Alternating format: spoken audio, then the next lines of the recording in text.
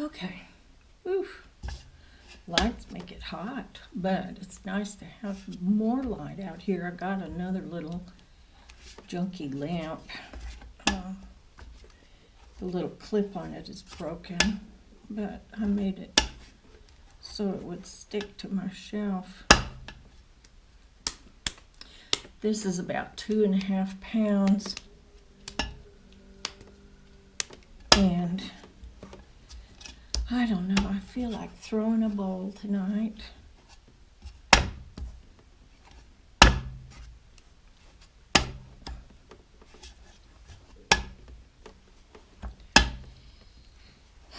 It's a little bit later than I usually work, but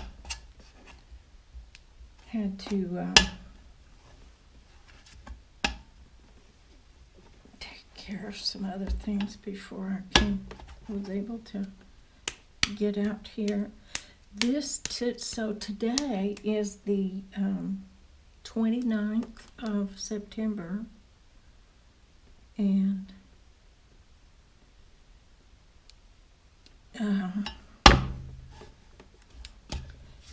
I don't know, I was listening to the news about that hurricane, and boy, that sounds like the people in Florida are really having it rough, and unexpectedly rough, because of everybody thought it was gonna slow down or lose power or something before it made landfall, and I guess as it turns out, it didn't lose that much power. It sort of revved up, and I don't know about hurricanes. Ask me something about tornadoes and I can probably tell you, but I've never lived anywhere where there were hurricanes, but I've seen the aftermath, and it's horrible. It's worse than a tornado, I think, because, well, it depends on the strength of it. Well, I don't know if I consider that. That's pretty stiff clay. Let me get right up here on it.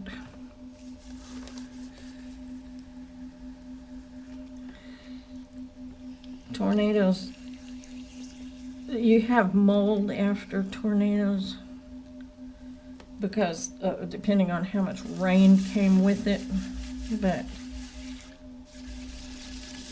they are guaranteed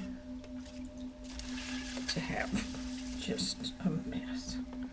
I don't know how they can clean something like that up other than just taking a tractor, like a backhoe or something, or what do you call a front end loader, and just scooping everything up and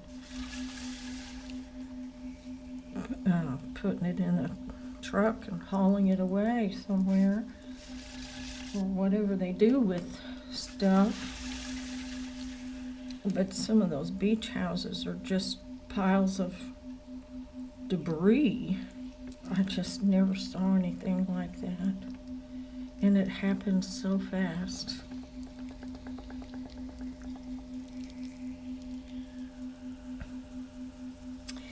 You know, in a way, these videos for me are kind of therapeutic because I get to talk to somebody and they don't talk back. Students usually talk back, and that's okay, but right now I don't have any students in here, and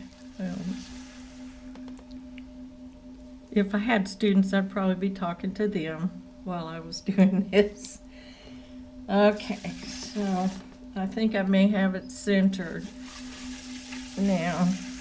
Boy, this was a stiff piece of clay.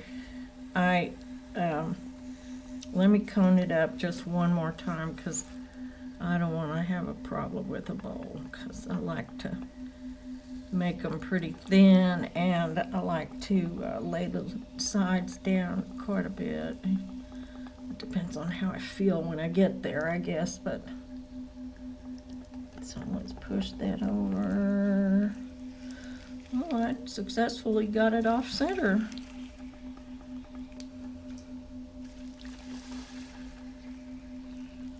Okay, that was a smooth roll up, so let's see if I... But anyway, I get to talk and just kind of...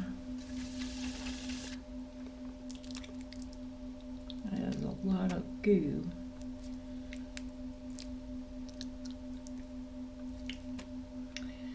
You know, it's just dangerous being on the earth, I guess. Because if it's not earthquakes like in California, it's tornadoes in the Midwest, or drought like nobody's business, or fires. There are fires in the Southwest. Tornadoes in the Midwest. You got hurricanes over there on the East Coast, and terrible snowstorms up on in the north. We are really tested, aren't we? All the time, one way or another. If it isn't financial, it's some other way. With the weather and so forth.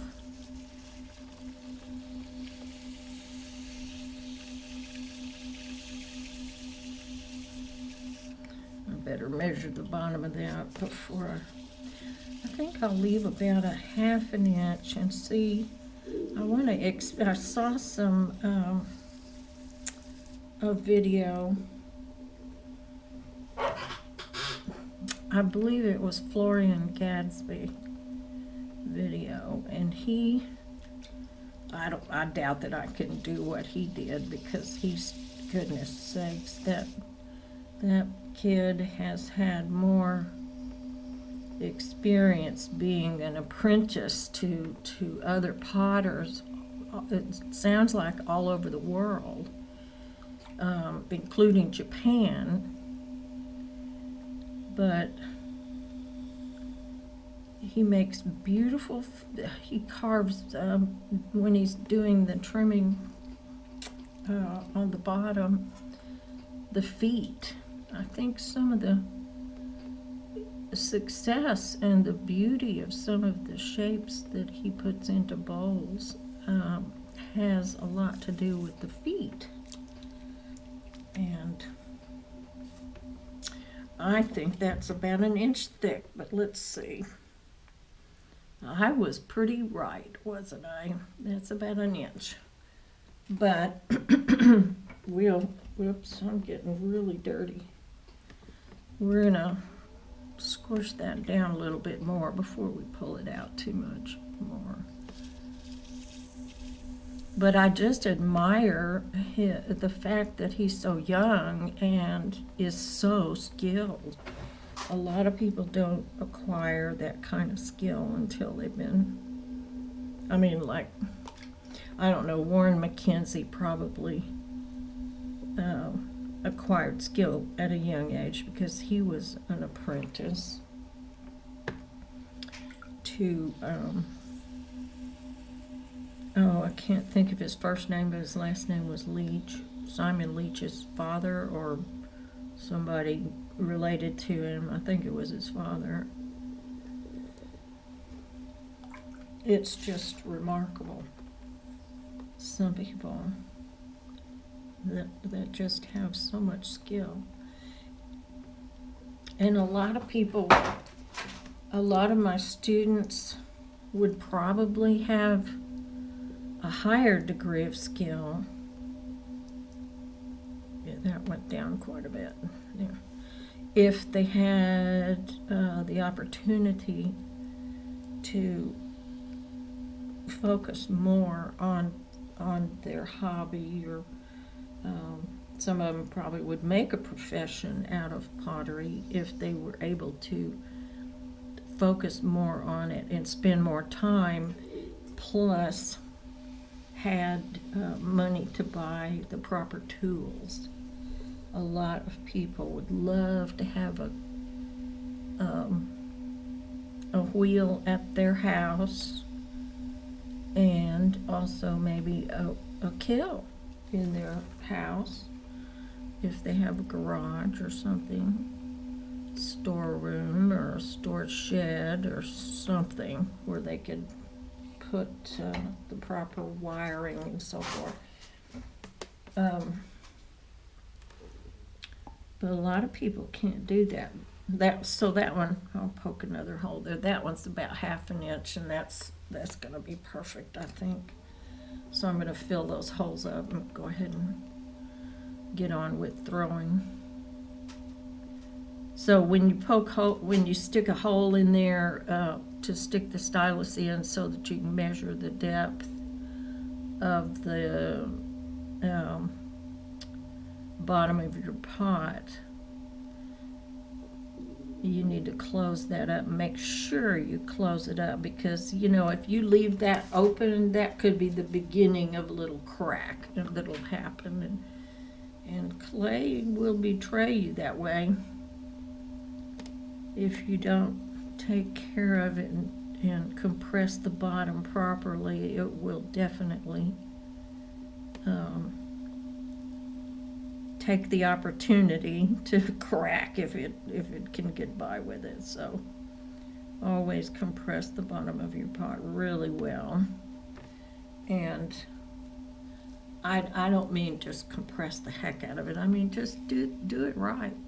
Do it right one time and you won't have to worry about it.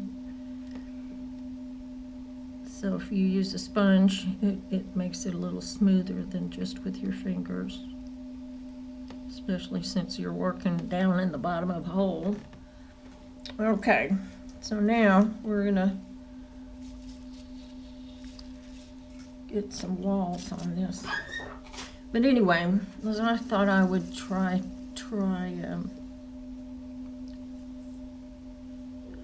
let's try this.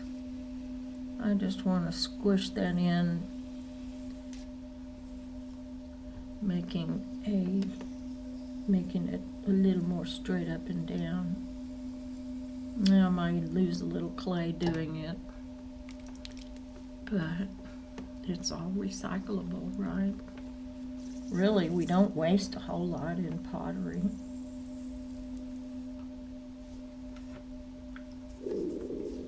Oh my goodness, that was my stomach growling.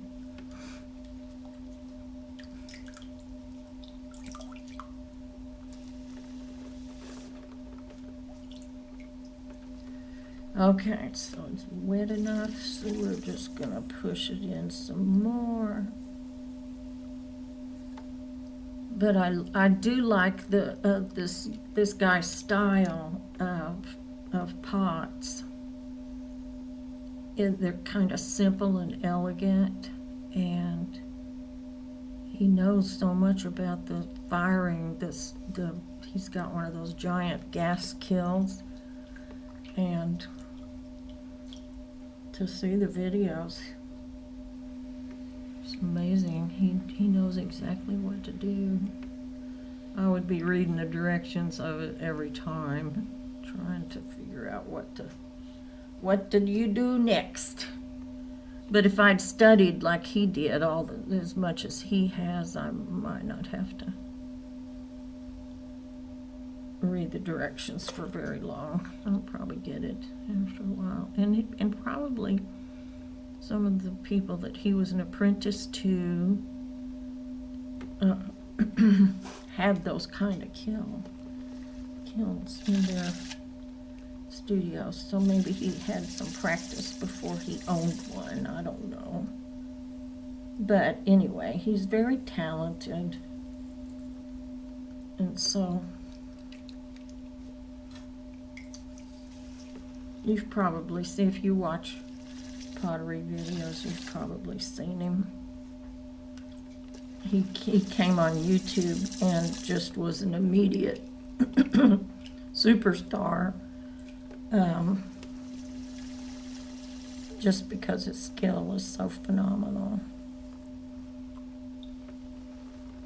Now, I'm going to have to slow this down in a minute. I like to push it as far as I can with it going fast, because it's a lot. If you can keep it from flaring out or from messing it up while it's going fast, it's always good.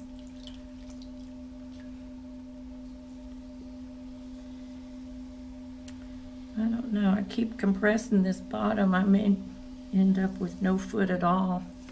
No room for a foot.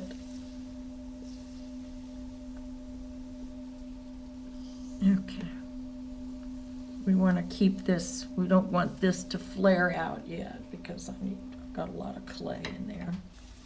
Thinking about you, Freddie, and hoping everything is, watch out for those alligators. I heard on the radio this afternoon that people were saying that the alligators are just boldly walking around the neighborhoods, kind of wondering what happened. Used to be in a swamp, and now I'm, now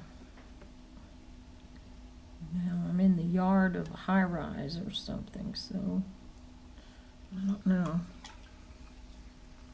Those alligators are pretty serious. They can run fast, and they will attack you if they're hungry. Well, maybe if they're not hungry, they're probably just scared. But throwing pots is kind of therapeutic. Sometimes you work by yourself, and sometimes you work in a situation where you're with other people in a studio and they're working too. And you can talk to them while you're working, and just keep taking clay off of there. And you get ideas from each other, and you get suggestions, and some people, the new ones always learn from the ones that have been there for a while. It's always helpful, really, to have a mixture of experience in the same studio.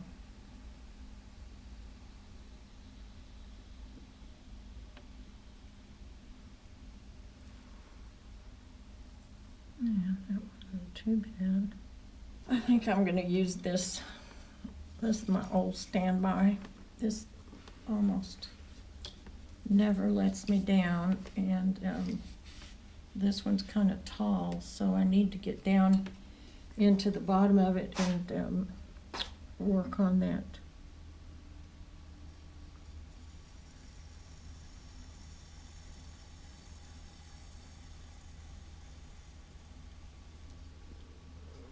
Alrighty.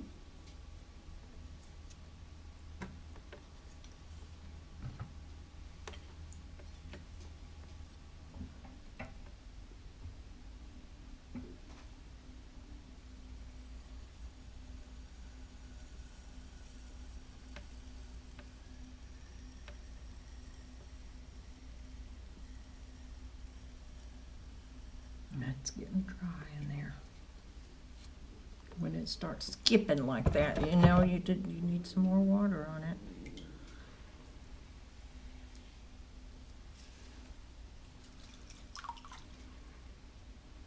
Remember, don't let the water sit in the bottom. Okay.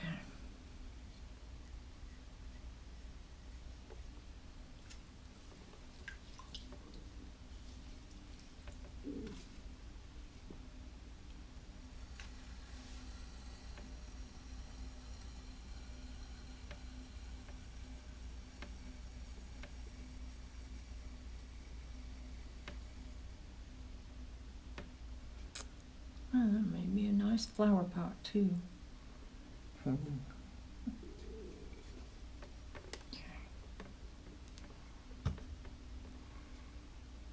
Okay, I like the way that bottom is on the inside.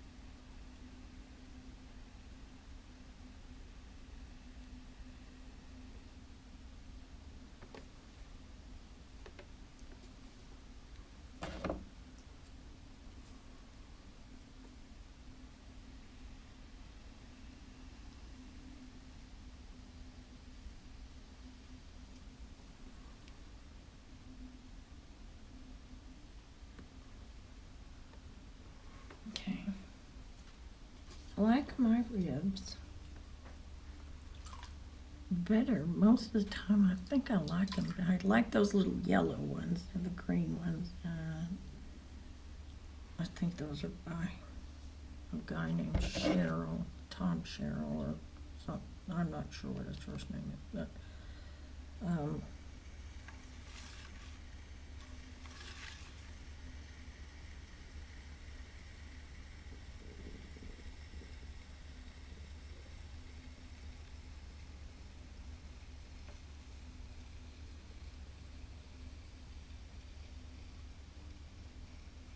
but my ribs that I make seem to serve me better than the ones that are commercially made. I don't know why. Just weird, I guess. Alright, so yeah, that feels very good. Okay. Now, like this is good. I kind of like the shape. That makes a nice. Let me get in here with this. No, I need something more round.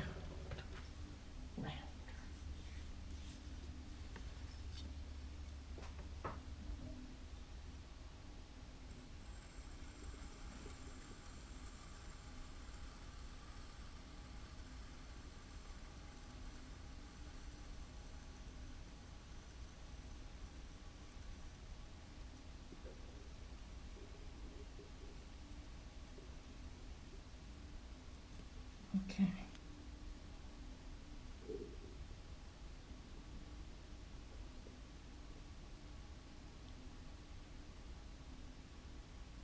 This might be a singing bowl.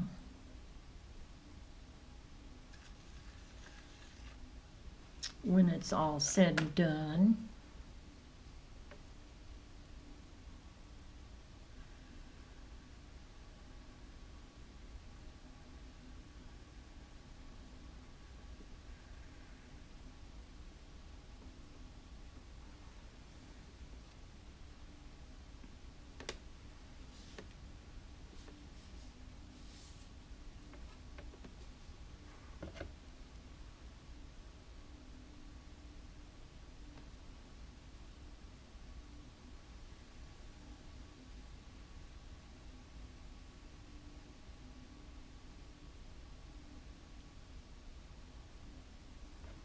I don't like that other light. I think I need to adjust the light.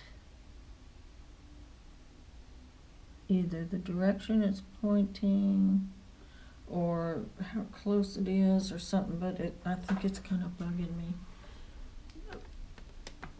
Maybe I need to point it up like that so it isn't.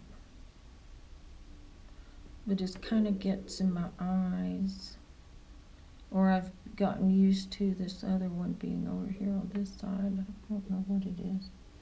Okay, let me see if I can find my little piece of leather. That is so narrow that I don't dare. Oh, there's my little thing.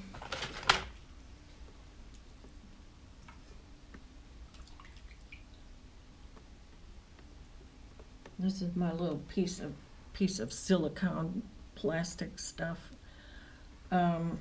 It came off of a kitchen thing. It was something that you, like a big sheet of it that you're supposed to put in the bottom of your oven to keep your, like if you had something drippy, it was gonna keep you from having to scrub the bottom of the oven too much. And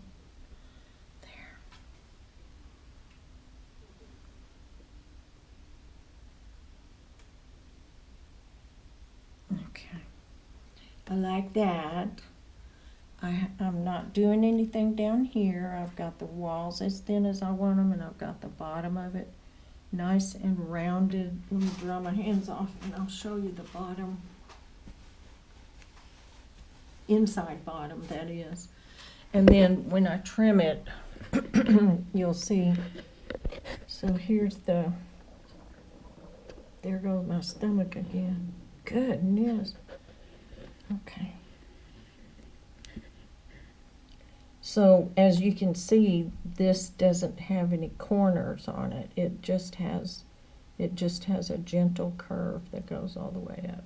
So the reason I do that is so that you can use a spoon to scoop stuff out of it without having to, get a knife or the edge of the spoon to dig in the corners. I mean, I think about how this is going to be used as well as how pretty it's going to look. Because something can look really pretty and be totally useless. I mean, we've known people like that, haven't we? Oh, that was tacky, but true, wasn't it? Anyway, there's the profile so far. So I got down to about here, and I'll be trimming, and I'm going to see how, well, when we get it dry enough to handle, we'll see whether or not I can, what kind of a foot I can put on that.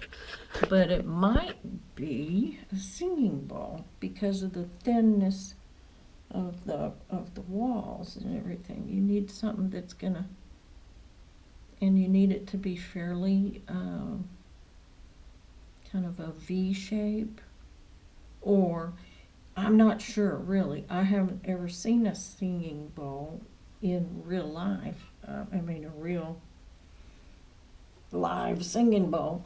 But they rub that thing around here and hit the side of it, and it has a beautiful sound that kind of echoes on the inside. And I'll try it and see. I probably ought to get down some of the other bowls that I've made and see how those look. See if I can make a singing bowl out of one of those. I don't think I've watched anybody make or heard anybody talk about singing bowls, making them, that is. I've heard about them playing them, making them sing. Anyway, that's kind of a curiosity of mine. I don't have any real reason to do it or not do it. I'm just curious about it, how to make them so that they sing. That's my curiosity. So maybe I'll be able to figure that out. Okay, so I'm gonna, I probably ought to just at least make a crease down there at the bottom so I can get that off when it gets dry enough. So let me show you what I'm gonna do. I'm gonna, down here on the very bottom, I'm gonna clean, let's see, I need something not so pointed. Maybe I'll use this. So I just need to get some of the clay away from there so that, it's not so thick. And then I'll take the pointy thing. This would be your throwing stick or your whatever kind of stick that's called. It's pointed with an angular thing on about a 20-degree angle or something there. Okay, so now I have done this underneath the edge just to help it along in the drying process so air can get under there. And there we go.